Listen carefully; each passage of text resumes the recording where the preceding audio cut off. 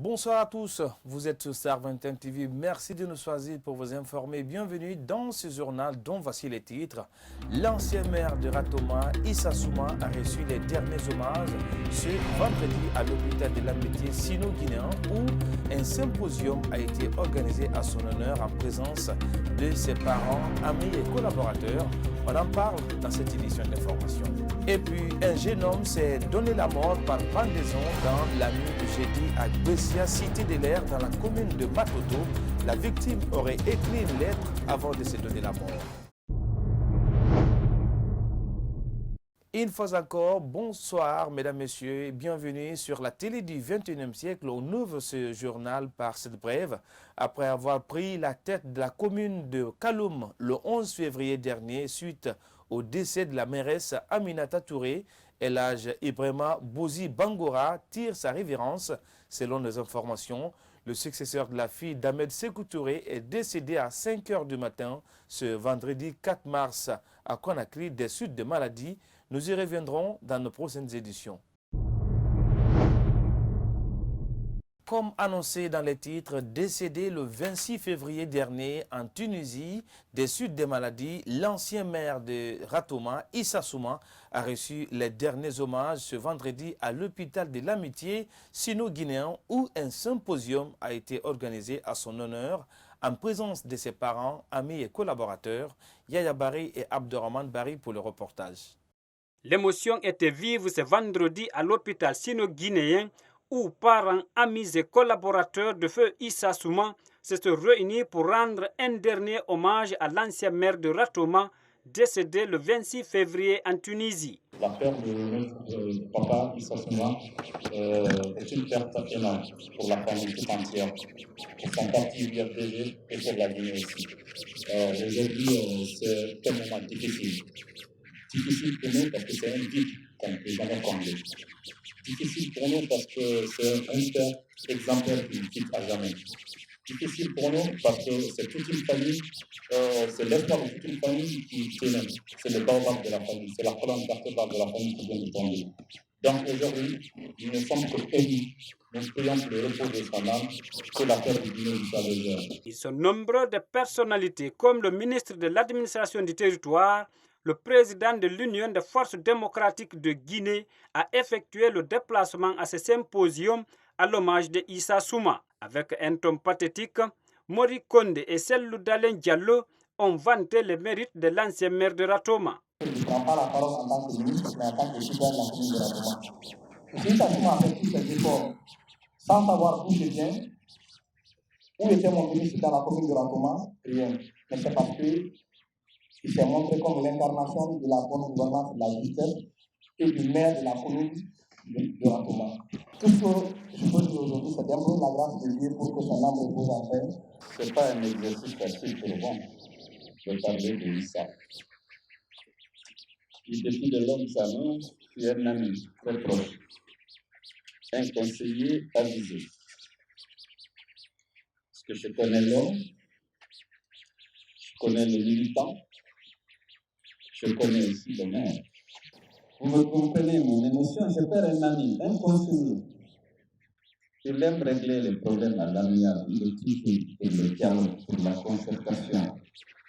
il est flexible. Beaucoup sont allés dans la famille. Beaucoup sont venus chez le président de l'UTC pour lui présenter le condoléances. Je voudrais leur exprimer ici mon profond sentiment de reconnaissance et de gratitude. Que la terre du soit légère, merci. La cérémonie funèbre a été marquée aussi par des prières et des bénédictions pour le repos de l'âme du défunt.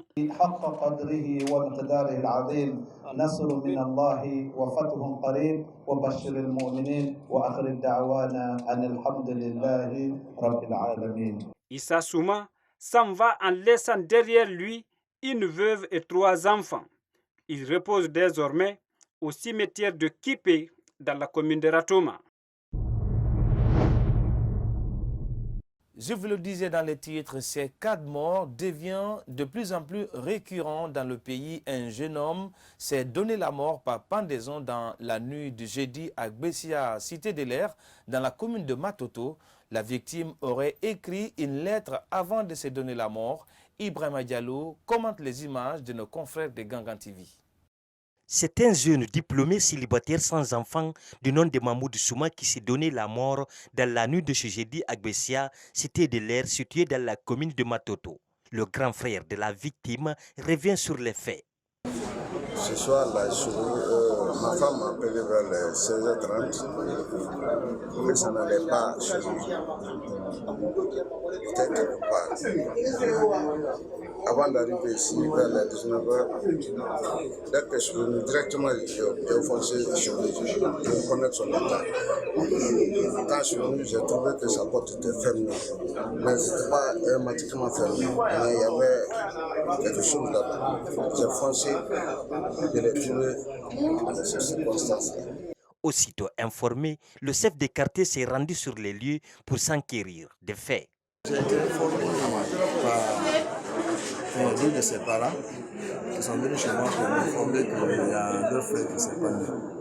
Immédiatement, ce que je devais faire, c'est déjà informer le commissariat central de Bessia. Ensuite, j'ai appelé la gendarmerie avec l'adjoint-chef Sadio avec qui je travaille.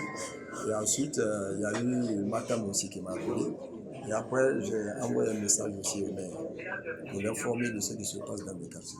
La victime aurait écrit une lettre qu'il a laissée avant de se pendre. La lettre a été lue à ma présence. Et je crois qu'il parlait, il disait, comme l'a dit ses frères, que Amoné Nala a retiré le nom. Donc je pense que la maladie l'a donné beaucoup de désespoir et décidé de faire cela. À noter que des cas de mort par pendésion sont devenus très récurrents dans le pays. Autre élément phare de cette édition d'information, 6 mois après le coup d'État qui a renversé Alpha Condé au pouvoir, rien ne semble changer dans les marchés de Conakry. Des vendeuses attendent toujours que les prix soient revus à la baisse. Mariam Kindebari pour le constat de la rédaction. Les denrées de première nécessité n'ont toujours pas connu une baisse depuis l'arrivée de l'armée au pouvoir, une situation qui inquiète les consommateurs. Cette femme vendeuse au marché de Koza déplore cette situation. Conakry est jusqu'à présent cher. Même un sac de gombo est devenu à 2 millions. Je ne connais que revendre le gombo. C'est ce que je vends pour me nourrir. La Guinée est dure actuellement. Ces femmes vendeuses sollicitent l'aide du président pour la baisse des prix au marché, surtout à l'approche du mois de Ramadan. Doumbouya doit aider les gens. Il a dit qu'il est venu pour aider la population, mais depuis qu'il est là, rien n'a changé. Dites à Doumbouya que c'est Dieu qui l'a choisi, pas nous. Pour nous encourager, il doit diminuer les prix au marché. Le riz est cher, tout est cher, il faut nous aider. Ces femmes disent être confrontées à des difficultés pour écouler leurs marchandises à cause de la cherté des prix et du transport. Reste à savoir quelle serait la suite dans les prochains jours. Le débat autour de la durée de la transition, on en parle aussi dans ce journal. La fuite d'un document sur les réseaux sociaux qui établit le chronogramme de la transition continue de faire réagir les acteurs sociopolitiques. Si pour certains ce document est authentique, pour d'autres c'est de la simple diversion. Le secrétaire exécutif du CNOSC a donné son point de vue sur la question. Ibrahima Diallo. Depuis le lundi dernier, un document portant sur le chronogramme de la transition fait le tour des réseaux sociaux. Une situation qui fait couler assez de salive dans le milieu socio-politique. Le secrétaire exécutif du CNOSC accuse une main noire derrière cette affaire. Il y a ceux qui ne veulent pas que cette transition marche parce que des intérêts personnels sont touchés. Il y a ceux qui veulent qu'il y ait des crises parce qu'ils ne vivent que des crises. Les mêmes scénarios se sont passés lors de l'élaboration de la charte de la transition. Il y a beaucoup de documents que les gens ont élaborés pour faire circuler dans le but de divertir les citoyens et de les désorienter vers les choses peu importantes. Mais pourtant, il y a des Guinéens qui vivent des rumeurs. Ils créent de la polémique autour de certaines situations les plus sérieuses pour désorienter les gens. Ce document-là n'est pas authentique, moi, à mon avis, puisque ça n'a pas été officialisé par le CNT ou le CNRD. Le CNRD n'a pas besoin de passer par Facebook ou des médias que vous connaissez pour... Non, il y a les voies officielles. Le CNRD a toujours sorti de façon officielle les documents qu'il voudrait mettre, n'est-ce pas, à la connaissance du peuple. Alors, c'est de la diversion, c'est des actes qui relèvent des mal intentionnés, de ceux qui ne veulent pas que cette transition soit caractérisée par une certaine tranquillité, par la paix, la quiétude que nous recherchons. Le Front national pour la défense de la Constitution appellerait à une mobilisation pour barrer la route à une transition longue. Hans Gabriel Haba déplore la position de FNDC. Mais nous avons eu des jeunes qui ont manifesté sur l'axe, qui ont cassé des édifices publics, certains qui ont escaladé même des poteaux pour casser des caméras. Ils ont brûlé des pneus sur les trottoirs. Ils ont gâté des biens, empêché les citoyens de circuler normalement. Mais ceux qui se réclament défenseurs de la démocratie, pourquoi ne pas condamner ces actes pareils? Ce sont des sujets sur lesquels on devrait les entendre. Mais ils créent le silence comme si c'était de leur vouloir, comme s'ils encourageaient ces actes de comportement. Et c'est le moment pour eux d'ailleurs, c'est le moment propice qu'ils trouvent pour lever le ton, pour parler de ça. Cet acteur de la société civile appelle à ses pairs à une prise de conscience. Mais ils doivent faire un examen de conscience. De la création du FNDC jusqu'à aujourd'hui, quel est le bilan? Faites le bilan. Si ce n'est pas un bilan macabre, des morts et des morts.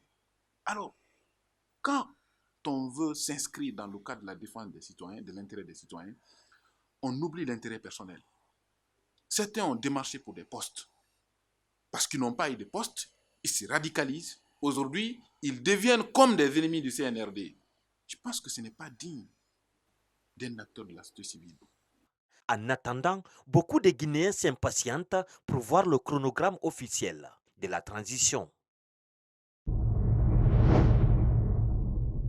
Cet acteur de la société civile apprécie le déroulement de la transition en Guinée 6 mois après la prise de pouvoir par le CNRD et déplore tout de même certains manquements dans le processus de récupération des biens de l'État. On l'écoute à nouveau au micro de Ibrahima Diallo. En tant qu'acteur de la société civile, je pense que la transition se déroule très bien. Surtout, il y a des actes qui sont en train d'être posés qui sont très rassurants. Et notre baromètre, notre unité de mesure pour comprendre le fonctionnement de la transition, c'est la charte de la transition, ce sont les engagements de départ, formels et non formels. Donc, pour le moment, il n'y a aucun acte, aucune disposition prise et qui viole la charte de la transition, qui trahissent, n'est-ce pas, les engagements de départ. Alors, comme aucune œuvre humaine n'est parfaite, il y a quelque part des petites erreurs, mais qui, de par nos critiques, nos propositions, sont en train d'être corrigées petit à petit. Certains, on les accorde un délai de 24 heures, certains 48 heures, certains jusqu'à un délai de près d'une semaine. Alors, lorsqu'on est face aux citoyens qui bénéficient, n'est-ce pas, d'un même droit au regard de la loi, tous les actes qu'on pose, il ne faut pas qu'il y ait une catégorisation ou une différenciation dans la procédure. Ça, c'est des reproches que nous faisons vis-à-vis de cette démarche. Par endroit, les quelques descentes musclées, n'est-ce pas, des forces de l'ordre de défense, je pense qu'un pays qui n'est pas aussi, qui a des citoyens qui ne sont pas très matures, des citoyens qui ont été à un moment donné frustrés par certains comportements des militaires, je pense qu'il faut écarter un peu les corps armés de certaines situations. Par exemple, la dernière fois, le fait que le chef d'état-major de la gendarmerie se déplace en personne pour se rendre dans un lieu ou dans un domaine, justement, et du haut commandement. Donc, ce sont des comportements qui créent de la psychose. Direction à présent vers l'intérieur du pays et plus précisément dans la capitale des agrumes. Une mission du Conseil national de la transition est en séjour depuis ce mercredi à Kindia. Durant 3 jours, ces émissaires du CNT seront à l'écoute de la population en vue de recueillir leur avis pour la nouvelle constitution. Boubacar Diakabi, notre correspondant basé dans la région de Kindia. Pour une constitution copiée aux réalités du pays, certains membres du Conseil national de la transition guinéenne ont depuis la semaine dernière entamé des consultations à l'arrière-plan du pays. Pour l'axe 1 qui compose Koya, Fourkaria et Kindia, c'est l'équipe d'El Hadj Seni Fassine Silla, deuxième vice-président du CNT, qui coordonne les perceptions et attentes des citoyens pendant cette transition. Nous sommes en mission du CNT, le recueil des opinions des populations à la base, leurs avis et leurs attentes en ce qui concerne la rédaction de la Constitution et la prise de loi organique et ordinaire pour le futur de la Guinée. Une tournée qui est d'autant plus appréciée par des citoyens sur certains aspects, comme la réconciliation. Mais concernant la Constitution, d'aucuns trouvent une solution plus simplifiée. C'est le cas de ce conseiller communal. Je suggérerais au CNT de se focaliser surtout sur le dialogue, parce qu'à travers le dialogue, avec tous les acteurs, vraiment ils peuvent recueillir les avis des uns et des autres. Ce que j'apprécie peut-être c'est par rapport à la réconciliation nationale. Mais en ce qui concerne la Constitution, pratiquement pour moi, ce déplacement, il pouvait faire des économies pour qu'on puisse gagner en temps. Et parce que déjà on a 2 constitutions qui sont très bien élaborées, il suffit juste de mettre l'une d'entre elles à jour pour soumettre ça au référendum et puis c'est fini. Pour la bonne marche de la transition, un document de guide d'entretien sert d'orientation aux différentes perceptions et attentes des citoyens. Mais sauf que le contenu du document semble être critiqué par endroits. Ils ont posé 4 questions, c'est la perception des uns et des autres par rapport à la transition, avec des questions un peu plus très rapides, mais c'est insuffisant. Par exemple, on pose la question de savoir l'interrelation entre l'administration centrale et les collectivités, et on demande une autonomie des collectivités. C'est des choses qui sont dévolues déjà dans le code des collectivités, qui sont claires. Il y a eu le transfert des compétences, tout ce qui reste, c'est le transfert des moyens. Et ensuite, on demande un peu de parler du système politique qu'on doit faire et le type de régime qu'on doit faire. Quand j'ai vu le document, là, cette partie-là, ça m'a fait rire. Hein. Je sais que c'est les cartes qui sont au CNT, c'est vrai, mais quand on parle de type de régime, on ne va pas parler de bipartisme et multipartisme. Le type de régime, c'est soit un régime présidentiel, un régime semi-présidentiel, un régime législatif. Donc, mais si on dit type, on dit bipolarisme, bipartisme ou multipartisme, je sais qu'on est en train de parler un peu de l'option politique qui doit être prise par l'État guinéen. Mais si on parle de régime, le République de Guinée, notre République n'a connu qu'un seul régime, c'est le régime présidentiel fort depuis le temps de Sékou Touré. A noter que la mission de Kindia est composée de 8 membres. Depuis donc ce mercredi 2 mars, les premières activités ont concerné la rencontre des autorités morales et administratives de la ville. Et ce jeudi, une grande rencontre a eu lieu à la Maison des Jeunes où les participants ont individuellement répondu aux questions des guides d'entretien. Après Kindia, la prochaine ville sera la préfecture de Koya. C'était tout pour ce journal. Merci à toutes et à tous pour votre aimable attention et surtout merci pour la fidélité renouvelée à cette télé, la télé du XXIe siècle. Au revoir.